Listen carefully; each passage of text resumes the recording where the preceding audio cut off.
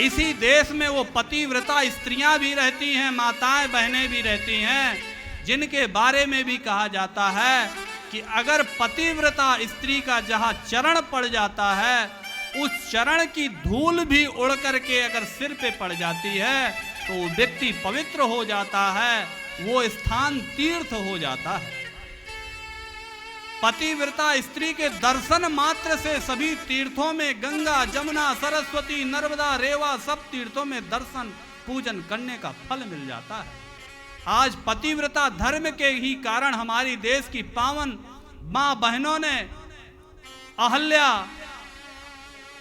और अनसुईया, सीता, सावित्री, जानकी और वीर शिवाजी जैसे पुत्र को माता ने जन्म दिया। तो ये उनको लगना चाहिए, जो चाहती हैं कि पहले टेस्ट ड्राइव करो तब जो है विवाह करो। बहुत सारी चीजें हैं, हम विषय से बहुत कम भटकते हैं, कोशिश करते हैं कि मूल कथा में ही रहे, पर जन जागृति भी एक कार्य है। व्यासपीठ से ऐसी भी बातें आनी चाहिए जिससे समाज में वर्तमान में जो कुछ चल रहा है वो सही है या गलत है। अगर ब्राह्मण व्यासपीठ से सही नहीं बोलेगा, दबाव में बोलेगा, डर से बोलेगा, तो फिर जो है किस बात का वक्ता, किस बात की व्यासपीठ। हम वही बोलेंगे जो शास्त्रों में लिखा है, हम वो नहीं बोलेंगे कि आपका संविधान हमें मना करता है। हम संविधान का पालन करते हैं इसलिए कि वो हमारे देश में लागू है, पर अगर आप कहें कि संविधान की हमारे हृदय में इज्जत है, तो ऐसे कानूनों के कारण हमारे हृदय में बहुत सम्मान नहीं है। हाँ, पालन करते हैं, चाहे आप मजबूरी में कहिए, और पूरा का पूरा पालन करते हैं, क्योंकि हम इस देश के नागरिक हैं, और नागरिक होने के नाते इस देश के कानून का पालन करना हमारा कर्तव्य है।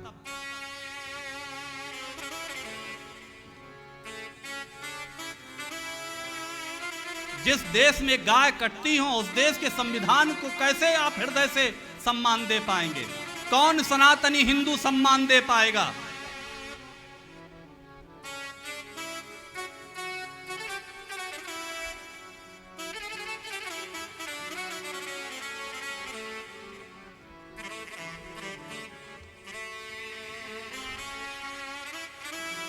इस तरह से माता ने कहा, हे देवताओं, मैं उस नारायण के सिर को पुनः जोड़ने के लिए बता रही हूं। मेरे ही पूर्व शाप के कारण इनका जो सिर है भगवान विष्णु का, वो नमक वाला जो सागर है, खारा सागर है, वहां डूब गया है। अब आप लोगों को एक और बात बताती हूं कि प्राचीन काल में एक बहुत प्रसिद्ध हयग्रीव नामक वाला दानव था, जो सरस्वती नदी के तट पर कठोर तपस्या करने लगा। वह दैत्य आहार का त्याग करके, समस्त इंद्रियों को बस में करके, सभी प्रकार के भोग ऐश्वर्य से दूर रहते हुए मेरे माया बीजात्मक एकाक्षर मंत्र ह्रीम का जप करता रहा। उसने 1000 वर्षों तक कठोर तप किया।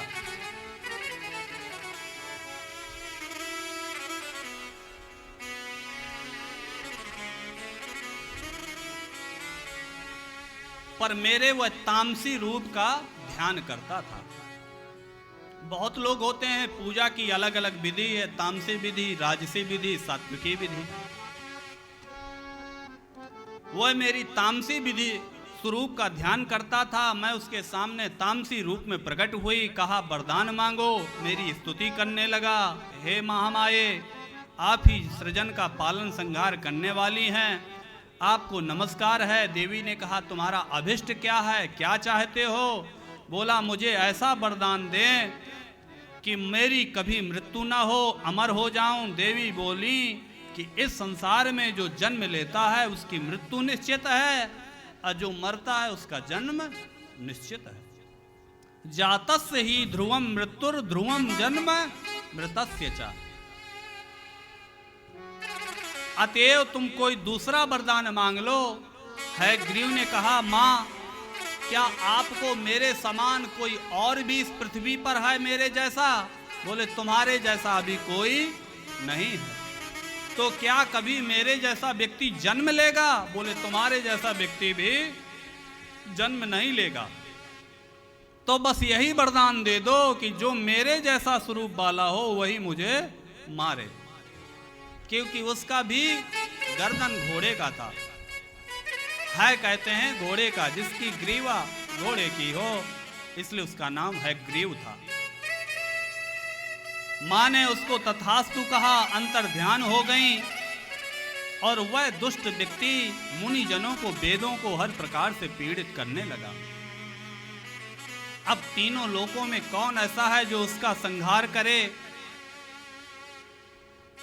तब से उसकी भी मृत्यु होनी है। उसी के निमित्त भी यह एक कार्य हुआ है, एक लक्ष्मी के श्राप को भी पूरा करने के लिए और उस हयग्रीव के वध करने के लिए।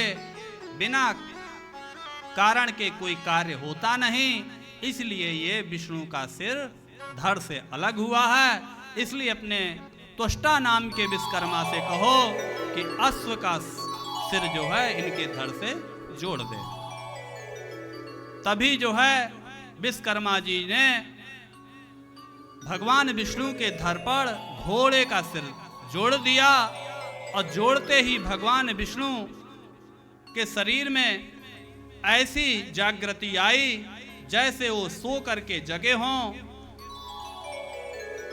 और जग करके उन्होंने उस हयग्रीव का वध भी कर दिया। ये महामाया भगवती का चरित्र अति पावन है, जो समस्त पापों का नाश कर देता है। इसका जो पाठ करता है या सुनता है, सभी प्रकार की संपदाओं को अनायास ही प्राप्त कर लेता है।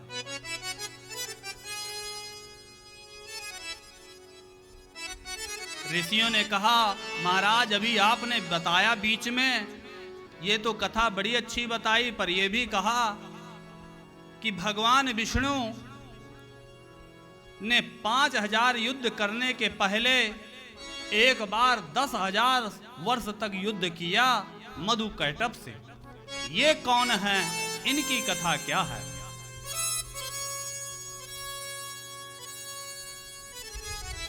क्योंकि आप जैसा वक्ता मिल जाए तो फिर कहना ही क्या है। कहते हैं संयोग से ही कभी अच्छा वक्ता मिलता है।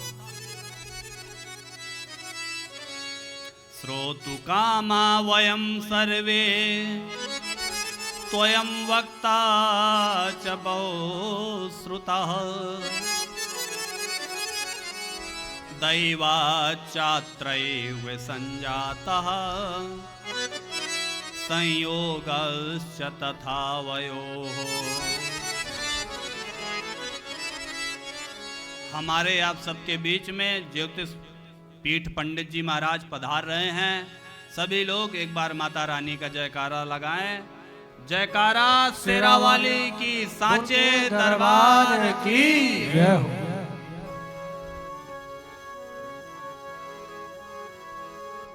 जब दैव योग होता है तभी कोई अच्छा वक्ता मिलता है और सुंदर सत्संग प्राप्त होता है। क्योंकि जो मूर्खों के साथ आप बैठेंगे, उनके साथ जो संपर्क स्थापित करेंगे तो वह विष से भी ज्यादा अनिष्टकर होता है।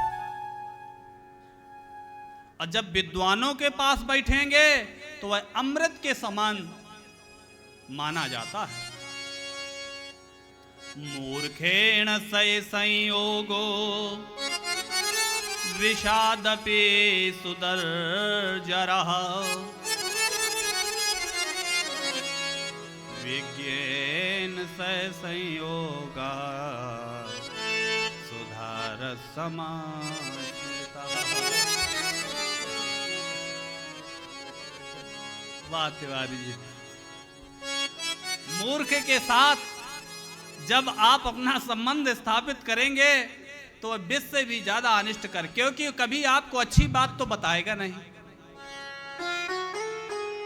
हमेशा आपको उलझाने वाली, परेशान करने वाली, कष्ट देने वाली बातें बताएगा।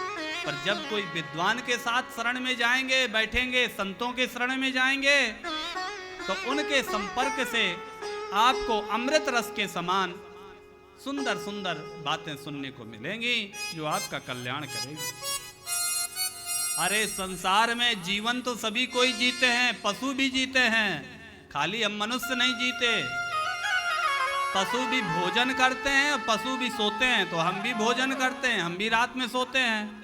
पशु भी मलमूत्र का त्याग करते हैं, हम भी करते हैं। पशु भी बाल बच्चे पैदा करते हैं, हम भी करते हैं। वो भी भय अच्छा बुरा समझते हैं, चारा लेके जाइए तो आएंगे और डंडा लेके जाइए तो भागेंगे, वो भी अच्छा बुरा समझते हैं। पर उनको ये ज्ञान नहीं है कि हम कैसे भगवत परम कल्याण हमारा कैसे हो। भय है, प्रेम है, सब चीजें हैं, पर अच्छे बुरे कल्याण के बारे में उनको लेस मात्र भी ज्ञान नहीं होता, और वो ज्ञान मनुष्यों में होता है। इसलिए हम पशुओं से अलग हैं। जीवंति पशवा सर्वे खादन्ति मेयन्ति च जानन्ति विषयाकारं व्यवहार सुखमद्भुतम्।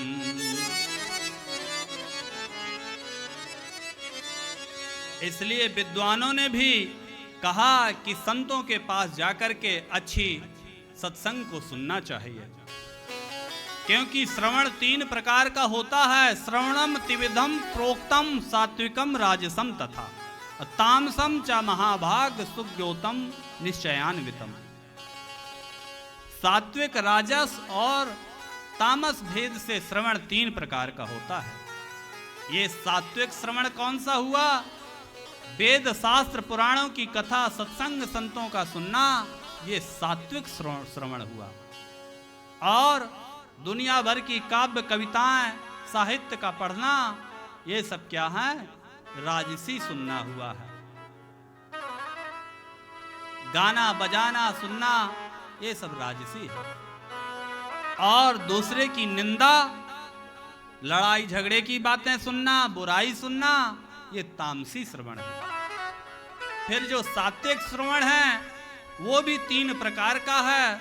एक मोक्ष प्राप्त कराने वाला, एक स्वर्ग देने वाला, तो एक भोगों की उपलब्धि कराने वाला।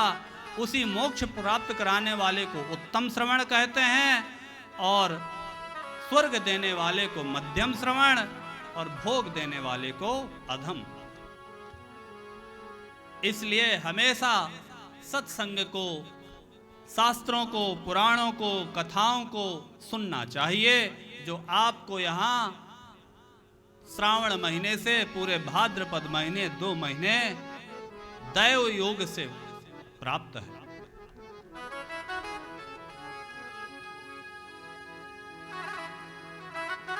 ऋषियों ने कहा, प्रभु सूत जी महाराज, आप हमें दैव योग से ही प्राप्त हुए हैं। सूत जी बोले, ऐसी बात नहीं है भैया, खाली अच्छा वक्ता मिल जाए तो श्रोता ही धन्य है, ऐसा नहीं है। अच्छा श्रोता मिल जाए तो वक्ता भी धन्य होता है।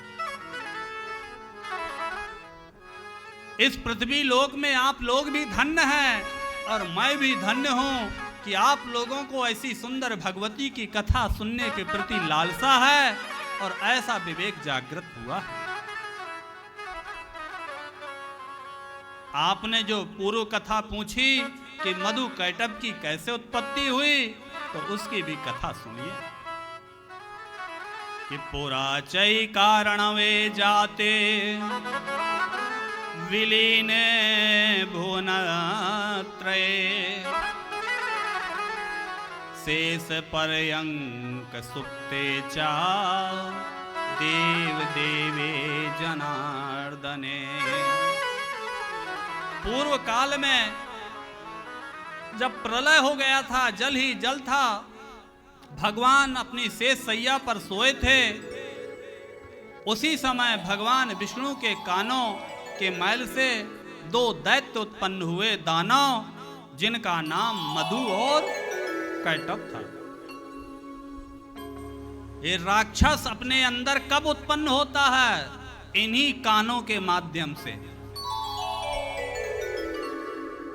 इसलिए इन कानों में निंदा रूपी, ईर्ष्या रूपी मैल न जाने पाए, इकट्ठा ना होने पाए, नहीं तो मधु और कैटभ ही उत्पन्न होंगे, फिर कई हजार वर्ष भगवान विष्णु की तरह लड़ना पड़ेगा।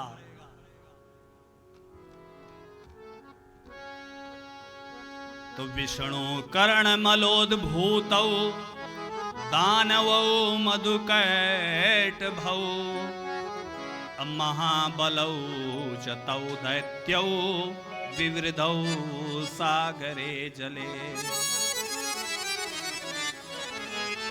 दैत्यों को एक वरदान है। दैत्य लोग पैदा होते ही सीधे बड़े हो जाते हैं।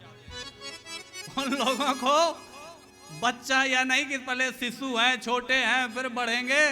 आप अक्सर दैत्यों की कथा सुनिए, पैदा हुआ सीधा भूधराकार बड़ा हो गया, सीधा सताने लगा। दोनों बड़े हो गए, बढ़ते वक्त बढ़ते उस महासागर में जल ही जल था। क्रीड़ा कर रहे हैं, इधर उधर घूम रहे हैं, कोई मिल ही नहीं रहा। क्या करें, हम क्यों प्रकट हुए, कोई तो कारण होगा। इस तरह से दोनों सोचते हुए, आधेयम तू बिना धारम ना तिष्ठति कथंचना, बिना किसी आधार के अधेय की सत्ता कदापि नहीं संभव। इसलिए ऐसा मन में उनके भाव आता रहा, ये जल क्यों है, इसका आधार क्या है, इसका सृजन किसने किया, यह किस प्रकार उत्पन्न हुआ, हम लोग कैसे यहाँ स्थित हैं। दोनों ऐसा विचार करते करते चले आए कहां पर, जहां ब्रह्मा जी थे। पर उसके पहले एक और उनके साथ छोटा सा संयोग बना। ब्रह्मा जी के आने के पहले जब ऐसा सोच रहे थे तो उनको आकाशवाणी में आएंग, ये वाग बीज मंत्र सुनाई पड़ा। उन्होंने उसी का आश्रय लेकर तपस्या की, दृढ़ अभ्यास किया, तभी उन्हें विद्युत जैसी उस महाशक्ति की एक आकृति दिखाई दी।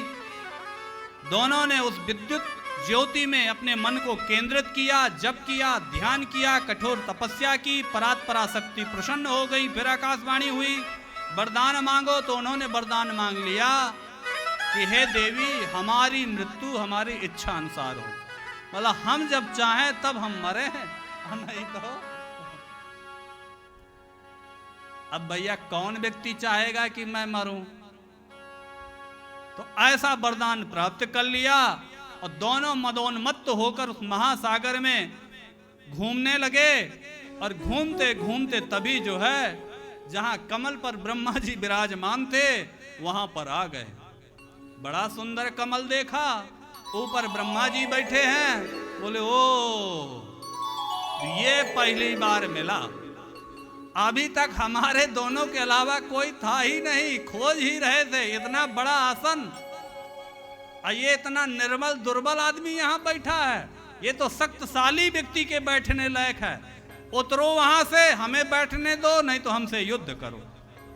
ब्रह्मा जी बड़ी चिंता में पड़ गए, जान गए वरदान पा चुके हैं देवी से, इनसे लड़ना ठीक नहीं है। साम दाम का भेद का कुछ उपयोग करूं, क्या करूं, मुझे इनके बल का भी ज्ञान नहीं है। और कहते हैं जिसके बल का ज्ञान ना हो उससे झगड़ा मोल नहीं लेना चाहिए। अज्ञाते तु बले कामम नैव युद्धम प्रशस्यते। पता नहीं वो कितना शक्तिशाली है, इसी सबसे ऐसे लड़ाई नहीं करना चाहिए। पहले अपने शत्रु के बल को और उसकी कमजोरी को पता कर लेना चाहिए। अब हमारा एक शत्रु देश है, अब भारत की मजबूती का उसने आकलन नहीं किया, भिड़ गया तो क्या हुआ। अब भारत ने उसकी कमजोरी पकड़ ली तो वहीं जाके गिराया जहां वो सब रखा था अपना, जिसकी धमकी देता था, कहता था पौआ पौआ भरे के मेरे पास बम है, फोड़ दूंगा। कहां गए तुम्हारे वो 1 पाव के और 1.25 सेर के बम। तो ब्रह्मा जी ने भी सोचा कि इनके मुझे बल अबल का पता नहीं, इसलिए इनसे लड़ना ठीक नहीं है, क्या करूं। यहां से सीधा यही एक है कि भगवान विष्णु के पास चलता हूं, इनसे वही रक्षा करेंगे, नहीं तो ये मुझे मार डालेंगे। भगवान विष्णु की शरण में आए, भगवान विष्णु की स्तुति करने लगे, पर भगवान विष्णु तो उस समय पुनः जो है योग निद्रा में लीन है। हे नाथ जगिए, रक्षा करिए, हे दीनानाथ, हे हरे, हे विष्णु, हे वामन, हे माधव, हे ऋषिकेश, हे सर्वव्यापिन, हे जगतपते, हे अनंत रूप, रक्षा करो अंतर्यामी, वासुदेव जगत के स्वामी, रक्षा करो। दीननाथ हरे विष्णु वामनो तिष्ठ माधव, भक्तार्ति हृदीकेश, सर्वावास जगतपते।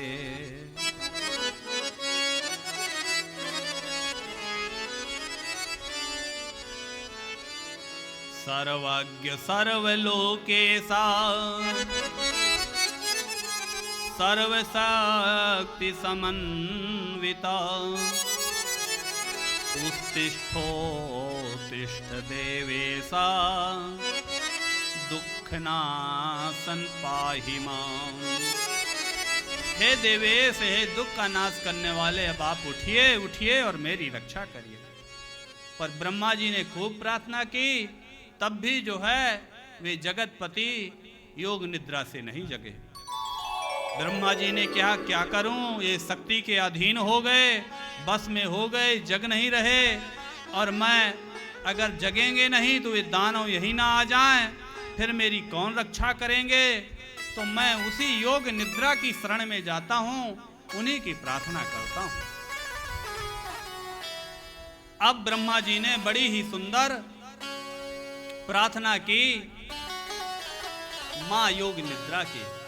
कहते हैं वो जो जगदम्बा है, जो आधारभूता है, शक्ति है, उसके कई स्वरूप हैं। दुर्गा सप्तशती में आप प्रसिद्ध प्रार्थनाएं सुनते होंगे, या देवी सर्वभूतेषु मातृरूपेण विद्या रूपेण, सब रूपेण। उसमें एक आता है निद्रा रूपेण, वही माँ जो है निद्रा रूप में भी, योग निद्रा रूप में भी रहती है। या देवी सर्वभूतेषु निद्रा रूपेण संस्थिता, नमस्तस्यै नमस्तस्यै नमस्तस्यै नमो नमः।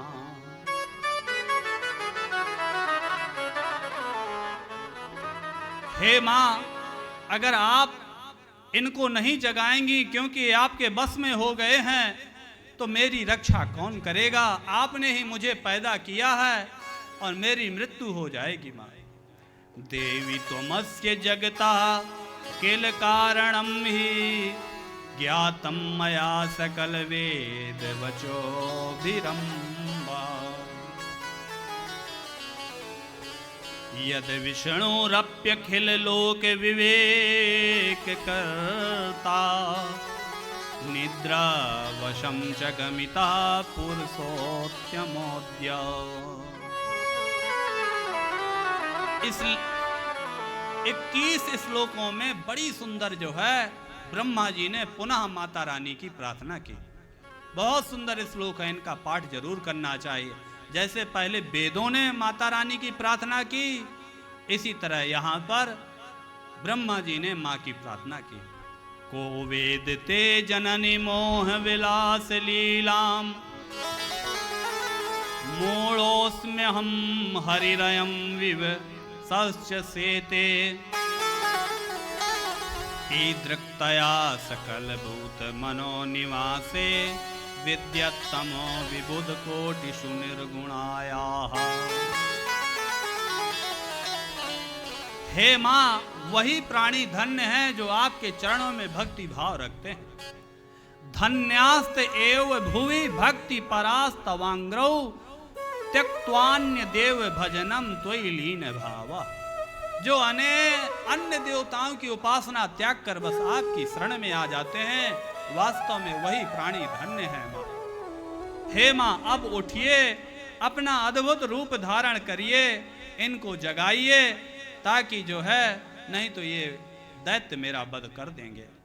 उत्तिष्ठ देवी कुरु रूप मिहाद्भुतम त्वम माम वतुमौ जह्यथे छसि बाल लीले नो चेत प्रबोधय हरिम निहिने दिमौया स्वसाध्य में दखिलम किल कार्य जातम।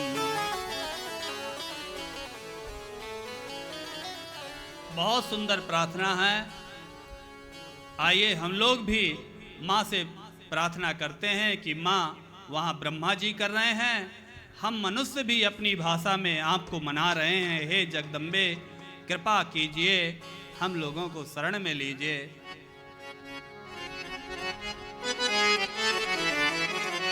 जगदम्बे कृपा कीजिए। सभी लोग साथ साथ गाएं, भाव से गुनगुनाएं, और नहीं आता है तो तालियों से माँ को रिझाएं।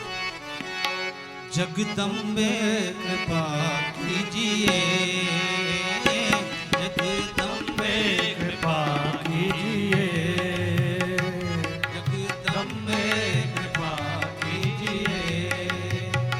शेरवाली दया कीजिए, शेरवाली दया कीजिए, शेरवाली दया कीजिए। क्या बात है, जय हो। शेरवाली दया कीजिए, जगदम्बे कृपा कीजिए, जगदम्बे कृपा कीजिए।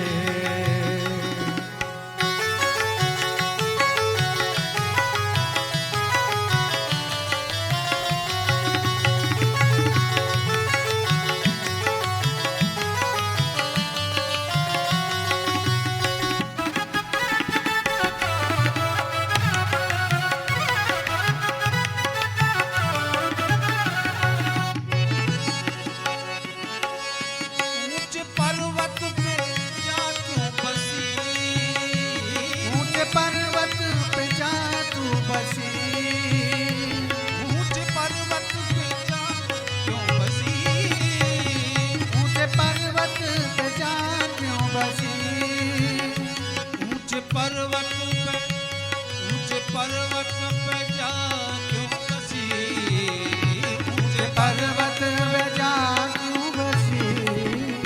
नीचे आके, जय हो। नीचे आके भी सुन लीजिए, नीचे आके भी सुन लीजिए, जगदम्बे कृपा कीजिए, जगदम्बे कृपा कीजिए।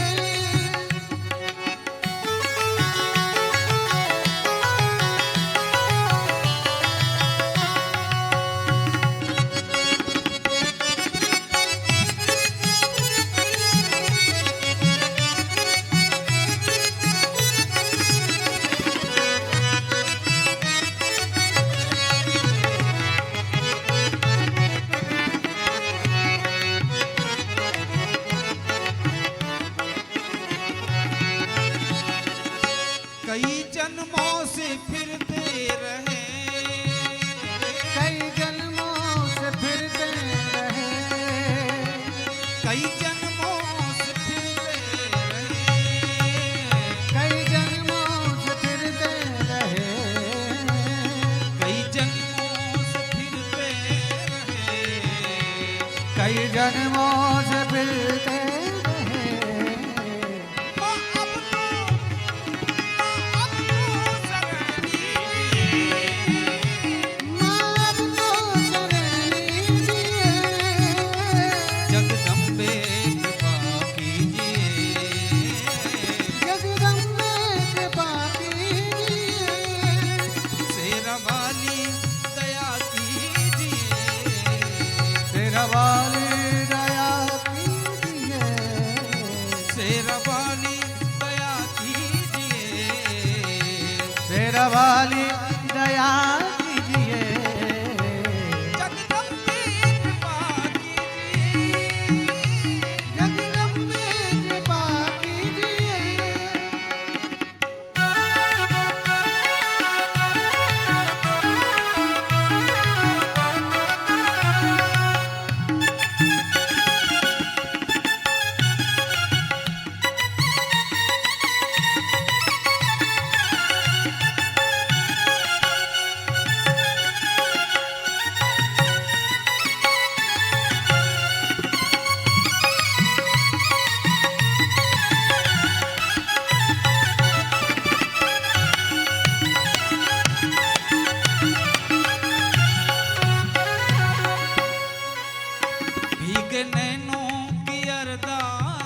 है, भीगे नैनों की अरदास है,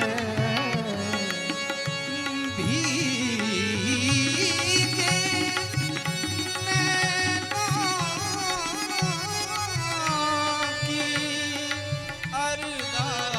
अरदास है,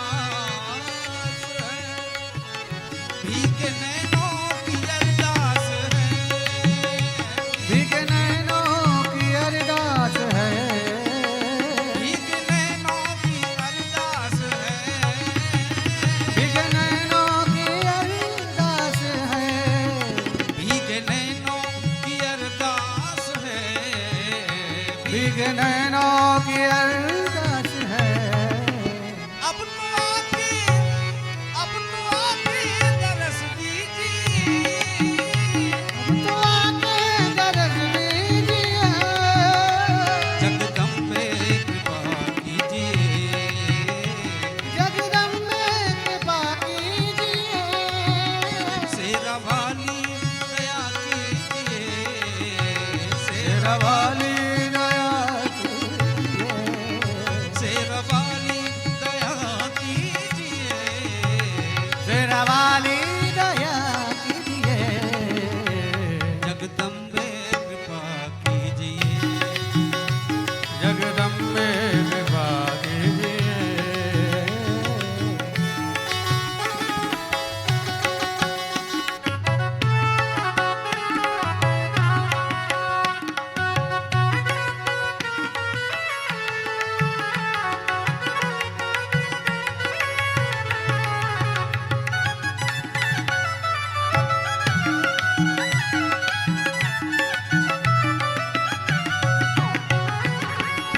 हम न भूले कभी आपको, हम न भूले कभी आपको, हम न भूले कभी आपको, हम न भूले कभी आपको, हम न भूले कभी आपको, हम न भूले कभी आपको, हम पे ऐसी कृपा कीजिए, हम पे ऐसी कृपा कीजिए, हमको अपनी शरण लीजिए, हमको अपनी शरण लीजिए, हमको अपनी शरण लीजिए, हमको अपनी शरण लीजिए, जगदम्बे कृपा कीजिए, जगदम्बे कृपा कीजिए, शेरा वाली दया कीजिए, शेरा वाली दया कीजिए, जोता वाली दया कीजिए, जोता वाली दया कीजिए, लाट वाली दया कीजिए, लाट वाली दया कीजिए, जगदम्बे कृपा कीजिए, जगदम्बे कृपा कीजिए, जगदम्बे कृपा कीजिए, जगदम्बे कृपा कीजिए, जगदम्बे कृपा कीजिए, शेरा वाली जगदम्बे पहाड़ वाली जगदम्बे माँ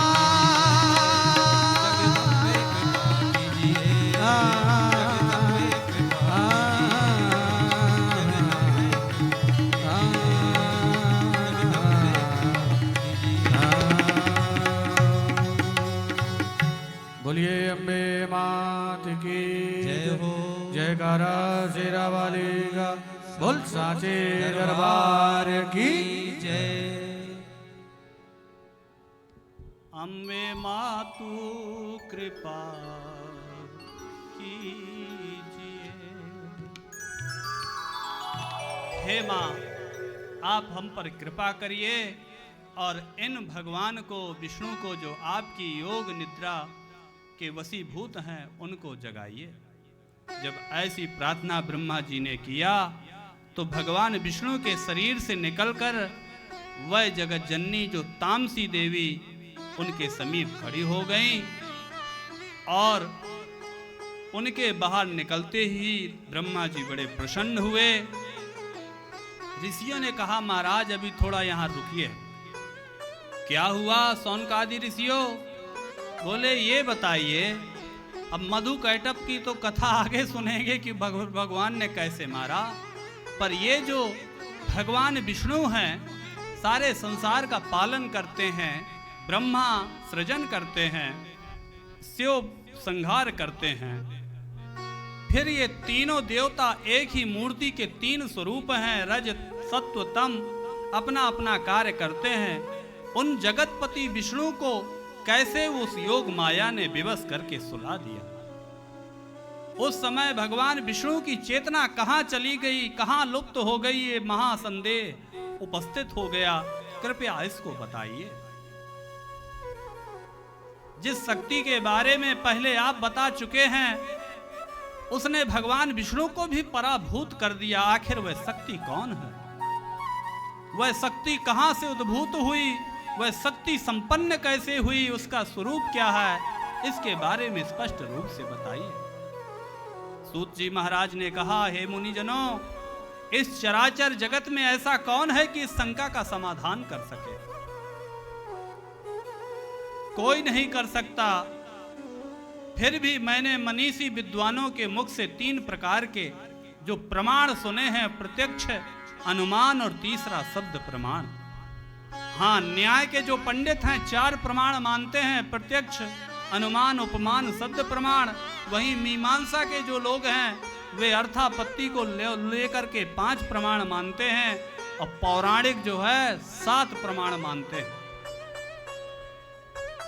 प्रायः सभी विद्वान ऐसा कहते हैं कि ब्रह्मा में जो सृष्टि करने की शक्ति है, विष्णु में जो पालन करने की शक्ति है, शिव में जो संहार करने की शक्ति है, ये सूर्य में जो प्रकाश करने की शक्ति है, शेष और कच्छप में जो पृथ्वी को धारण करने की शक्ति विद्यमान है, वह सभी आद्या शक्ति के ही कारण है।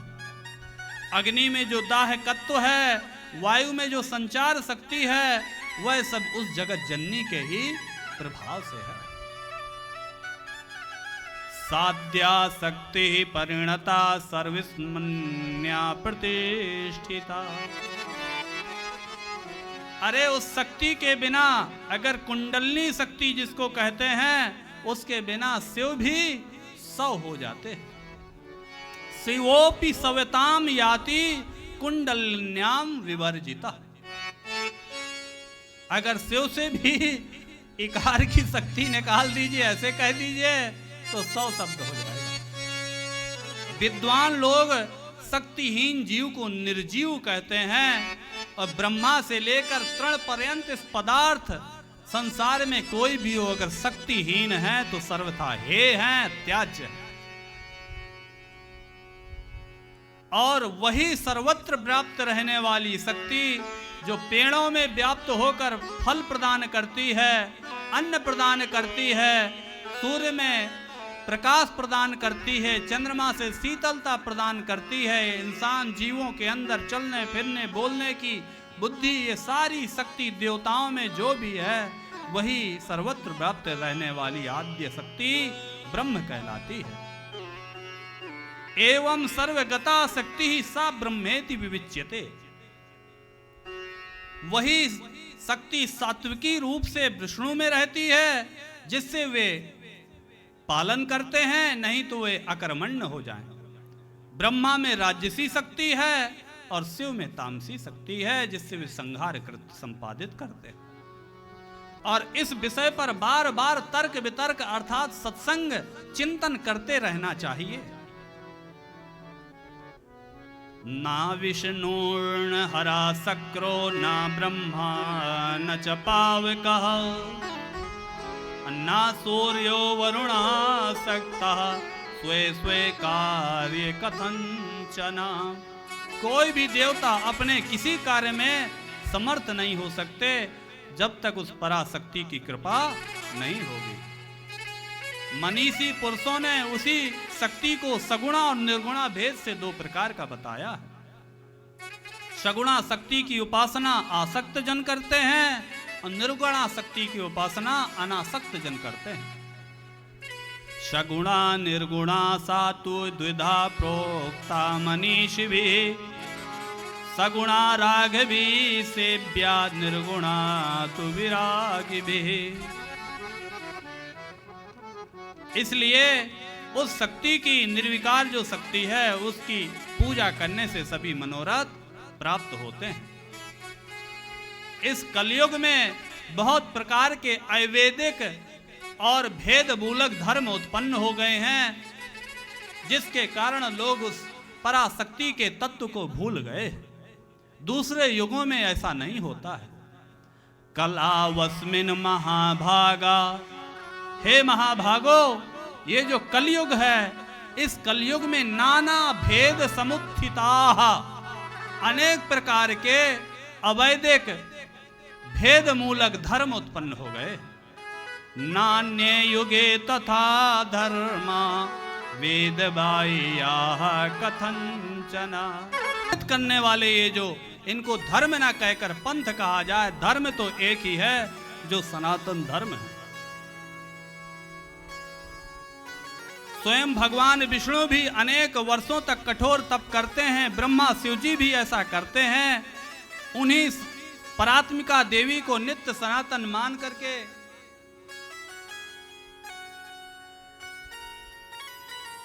उनका ध्यान करते हैं। इसलिए विद्वानों ने, शास्त्रों ने यही कहा कि वे आदि शक्ति ही सदा सेवनीय है। मैंने यह रहस्य सूत जी महाराज कह रहे हैं अपने गुरुदेव कृष्ण द्वैपायन से सुना था, और कृष्ण द्वैपायन जी ने ये रहस्य नारद जी से सुना था। नारद जी ने अपने पिता ब्रह्मा जी से सुना था। ब्रह्मा जी ने भगवान विष्णु के मुख से सुना था, जो मैंने आपको बताया। हमारे बीच में अनंत श्री विभूषित द्वारिका शारदा पीठाधीश्वर जगत गुरु शंकराचार्य भगवान पधार रहे हैं। कृपा करके दर्शन देने के लिए अपने आसनों से खड़े हो जाएं और जोरकार जयकारा लगाएं। हरे हरे महादेव।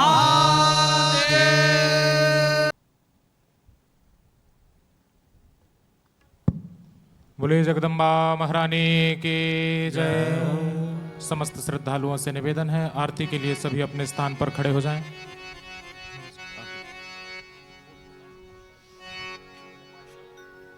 ह्रीं ज्वाला मालिन्यै नमः, रत्नेश्वर्यै नमः। ह्रीमिति प्रज्वाल्य नमः इति सम्पूज्य ॐ चन्द्रमा मनसो जातचक्षोः सूर्यो श्रोत्राद्वायुष प्राणश मुखादग्निरजायत। ओम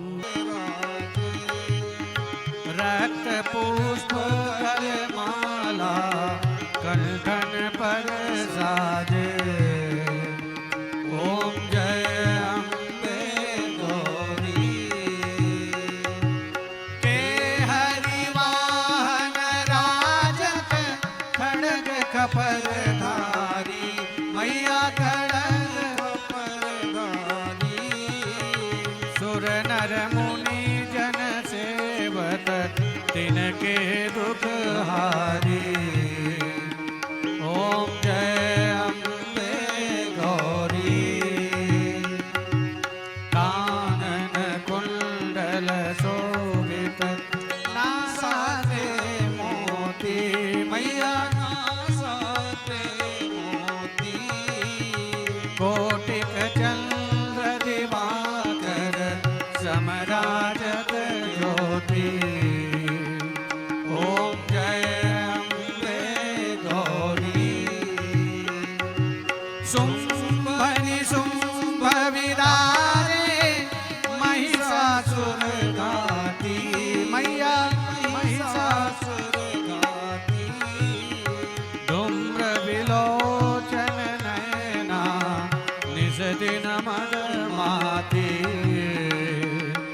ओम जय अम्बे गौरी चंड मुंड संधारी शोणित बीज हरे। हो मैया शोणित बीज हरे मधु कैटभ गो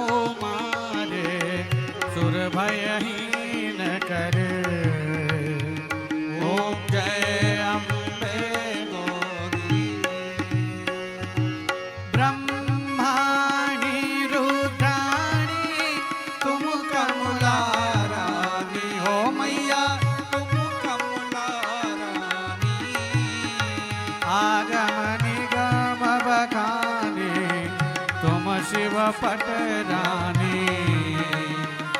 ओम जय अम्बे गौरी। 64 योगिनी गावत नृत्य करत भैरो मैया नृत्य करत भैरो। बाजत ताल मृदंगा बाजत ढोल मंजीरा और बाजत डमरू। ओम जय अम्बे गौरी। तुम ही जगह की माता तुम ही हो भरता हो मैया तुम ही हो भरता। भक्तन की दुख हरता सुख संपत्ति करता। ओम जय अम्बे गौरी।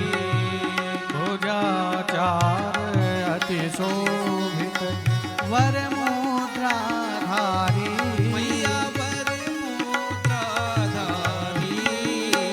मन वांछित बल पावत सेवत नर नारी। ओम जय अम्बे गौरी। कंचन काल विराजत अगर कपूर बाती मैया अगर कपूर बाती। श्रीमाल के तुम राजत कोटि रतन ज्योति। ओम जय अम्बे गौरी। श्री अम्बे जी की आरती जो कोई नर गावे हो मैया प्रेम सहित गावे। कहत शिवानंद स्वामी मन भजत हरि हर स्वामी सुख संपत्ति पावे। ओम जय अम्बे गौरी। जय अम्बे गौरी मैया जय श्यामा गौरी मैया जय मंगल करनी मैया जय संकट हरनी। तुमको नित दिन ध्यावत मैया जी को सदा ही मनावत हरि ब्रह्मा शिवरी। ओम जय अम्बे गौरी। कर्पूर गौरम करुणावतारम संसार सारम भुजगेन्द्रहार। सदा वसन्तं हृदयारविन्दे पवं भवानी सहितं। मन्दारमाला कुलतालकाय कपालमालाङ्कित शेखराय दिव्यांबराय च दिगंबराय नमः शिवाय च नमः शिवाय। हरे राम राम राम हरे हरे कृष्ण कृष्ण कृष्ण हरे हरे राम राम राम हरे हरे हरे कृष्ण कृष्ण हरे हरे राम राम राम हरे हरे कृष्ण कृष्ण कृष्ण हरे हरे राम राम राम हरे हरे हरे कृष्ण कृष्ण कृष्ण हरे हरे राम राम राम हरे हरे हरे कृष्ण कृष्ण कृष्ण हरे हरे राम राम राम हरे हरे हरे कृष्ण कृष्ण कृष्ण हरे हरे कृष्ण कृष्ण हरे हरे कृष्ण कृष्ण कृष्ण हरे हरे। सप्तास्यासन्न परिरहे श्री सप्त